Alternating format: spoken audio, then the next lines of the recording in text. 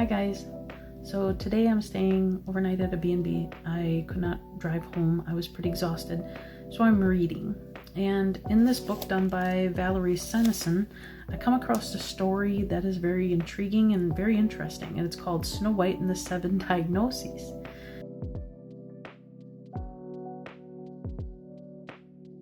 Once I looked with enlightened eyes at this story, I saw a familiar situation. An extremely attractive and appealing young woman is fleeing from a murderously abusive childhood situation. I will run off through the wild woods and never come home again. She feels helped by childlike entities who seem to be accessible mostly at night. The dwarfs, we are told, stay down in the depths of unconsciousness of the minds all day. She feels hounded and murderously stalked by the persecutor entity, the Wicked Queen. Several adult male entities, the Huntsman and the Prince, seem to contain the strength she needs to combat the Queen and extract herself from the perpetual entrapment in victim-persecutor interactions. Snow White is not certain she can trust these men and flees from them as well. The protective dwarfs try, with various levels of success, to keep Snow White safe from the murderous queen. They also introduce her to the delights of the ordinarily daily living outside the world of abuse. Snow White must die, says the queen, even if it costs me my own life. Unfortunately, this insight does not deter the queen from proceeding to deploy all her powers in all-out effort to destroy Snow White. However, psychotherapy, this would be a major step to help the Persecurity altar realize that the death of the body would mean that all altars would die, including the persecutor herself. As it is, all these states live in the perpetual welfare, which in turn leads to self-isolation, angry outbursts, mood shifts, constant fears, and hyper-alertness, dissociative flights, and self-destructive acts. Snow White experiences many other common dissociative symptoms: the need to reconstruct her day from the position of object in the house, mirrors that give unexpected and upsetting feedback, trance states so deep as to simulate death, and dissociative episodes in which she loses her breath, falls into a dead faint, punctures herself, and ingests toxic substances.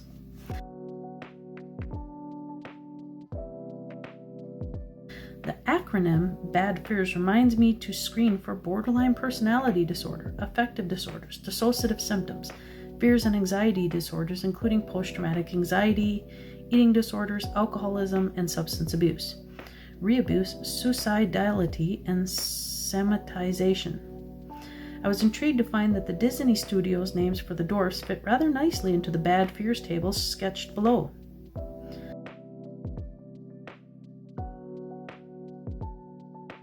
It was pleasing that the Disney version of the story provides its own new set of rules for the comorbidities in dissociative disorders. It is not fashionable to cite Disney versions when applying fairy tales to clinical questions. Personally, I am grateful for any clinical clues, no matter where I find them, and the Disney version of BAD FEARS mnemonic seems apt in many ways. Grumpy recalls the intensive irritability in these patients, often secondary to the exhausting effort to keep all the parts satisfied and contained. Happy reminds me that the undiagnosed bipolar mood disorder in excess of happy at times can be the cause of continuing severe symptoms and treatment unresponsive in some cases. Both Sleepy and Snow White display the shifting levels of consciousness and awareness that characterize disassociation. Bashful is a reminder that in some patients, the post-traumatic anxiety will present as social phobia.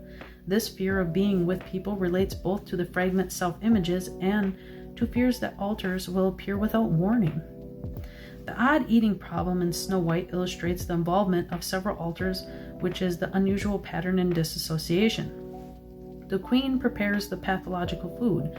Snow White ingests it. The prince arranges for it to be disgorged. In the clinical case, one finds one altar shopping for binge foods, another ambivalently undertaking the binge, and yet another handling the purge aspect of the cycle. When something even more toxic is ingested, as in an overdose, the pattern again involves several different altars. The protective dwarf altar who finally brings the system to the emergency room may have only a sketchy notion of what was planned or what was actually done to the body. Sometimes the ambulance ride proves to be false alarm. At other times, something even more grave may have been done to the body than the protective altar suspects. Uncomplained and mute, Dopey is the most lovable dwarf of all, reminding us that when love has come seldom, the ingestion of massive disabling quantities of toxins may seem a small price to pay for this scarce and precious commodity. Finally, the trio of Sneezy. Doc in the mirror sketches accurately the confusing situation that may develop when a dissociative patient comes to the doctor for help. Doc will usually handle doctor visits with great enthusiasm. However, unless the care provider takes into account that Doc is the only 1/10 of the system, if that provider is at the risk of overestimating the patient's investment in the treatment and likelihood of compliance. Psychotherapists have conceptualized this Doc altar as an internal self-helper, which can be of critical use in the treatment, but whose particular viewpoint and limitations must be understood. The mirror problems in dissociation mean that Doc may not be able to see Sneezy in either an actual mirror or a subjective sensory mirror. When the doctor asks whether the symptom is better or worse, Doc may have no idea.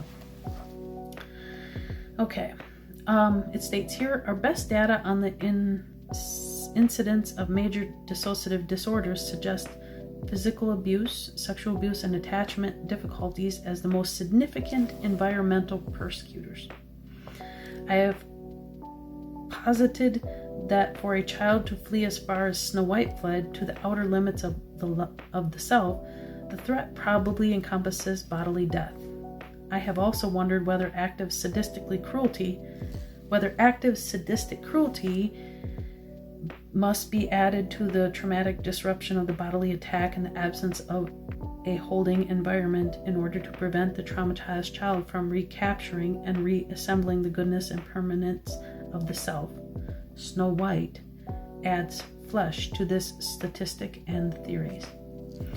So kind of what they're saying here, I'd say in dummy terms, is you compare Snow White to what she's going through, the traumatic past and whatnot, and the need to want to be saved.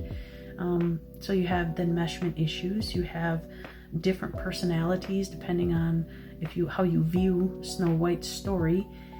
And the thing is, the ending is the most important, because as a child you believe in fairy tales. As an adult, you really don't believe in fairy tales. But when you look at it, you can be the hero in your fairy tale, and that is what is needed to be told to a lot of people, that you don't need anybody. You can do this yourself. So that's all I have today. I'm going to rest, and you all have a good night. Bye.